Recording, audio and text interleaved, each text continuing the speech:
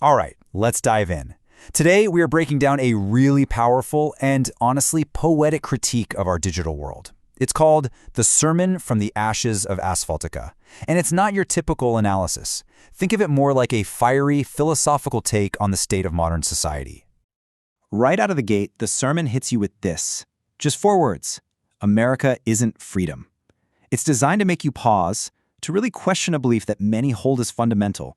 And this is our starting point for the entire critique. Okay, so if America isn't freedom, then what is it? Well, according to this sermon, it's a society that's dealing with a kind of sickness, a really big one. The text actually calls it a cosmic mental illness. So what does that even mean? The argument here is that our ideal of liberty, of freedom, has kind of soured. It's curdled into narcissism, and the thing spreading it? Social media. But it's not just a platform. Here, it's framed as the vector of contagion, the very thing carrying the disease. And this quote just perfectly captures the central irony that the sermon is getting at. A nation that was literally founded on the idea of independence has somehow created a culture of total dependence. We're dependent on our screens, on getting that hit of validation from strangers, and maybe most of all, on that constant cycle of outrage. But how does this contagion actually work? How does it spread? Well, to explain the mechanics of our digital lives, the sermon uses a really interesting metaphor. It frames the whole thing as a new kind of religion. And look, this is way more than just a casual comparison. The source goes deep, mapping the entire structure of organized religion right onto the user experience of social media.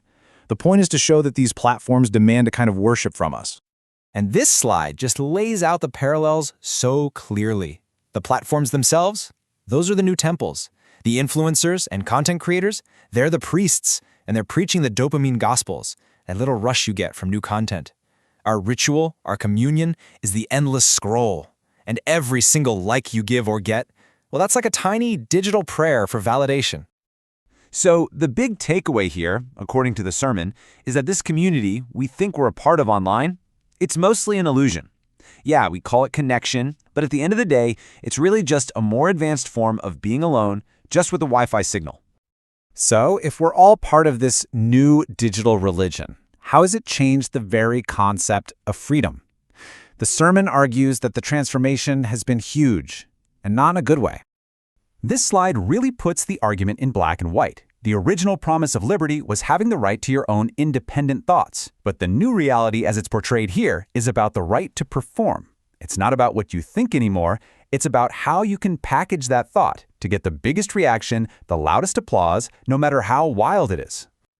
I think this is such a key insight. It's like we've all been given a microphone, right? We're not just citizens anymore, we're broadcasters. But the catch is that this creates a world where every single idea, every opinion, has to constantly audition for attention. It has to fight to be seen as relevant. And this comparison? Wow. It's just so brutal in its simplicity.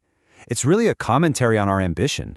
The sermon suggests we've shifted from these huge collective goals like space exploration to these very individual digital performances that just simulate achievement. And that brings us to the title itself. While everyone's attention is glued to this digital stage, what's happening back in the real, physical world? What exactly are the ashes of Asphaltica? The sermon paints this picture of an insatiable digital god. It says the algorithm just can't stand silence or quiet reflection.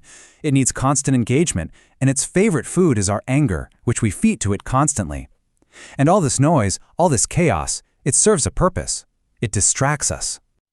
So what is it distracting us from? This is the reality the sermon says we're all ignoring. Our infrastructure is crumbling, our homes are in disrepair, and our biggest dreams are being crushed by debt. These are the tangible, real-world consequences of a society that's obsessed with a digital fantasy. The sermon has painted a really bleak picture here. It's given us the diagnosis and laid out all the symptoms. But does it offer any kind of cure? Is there a way out of this empire of dependence? The final section doesn't really offer a big political solution. Instead, it proposes a powerful, really personal act of rebellion. The answer isn't to try and fix the system, but to make a simple, personal declaration. The call to action is deeply individual. This isn't about organizing a march or a protest. It's about making a choice for yourself, to unplug, to step away from all the noise, to speak into the silence, not for an audience, but just for the sake of speaking. And this, right here, this is the heart of the sermon's message. In a world that is screaming for your constant engagement, the most radical thing you can do is just refuse to play. That, it argues, is where you find real freedom, in withdrawal. This is the final line of the sermon, its ultimate declaration of independence. It's a flat-out refusal to let your identity, your emotions, your dreams be turned into fuel for the algorithm.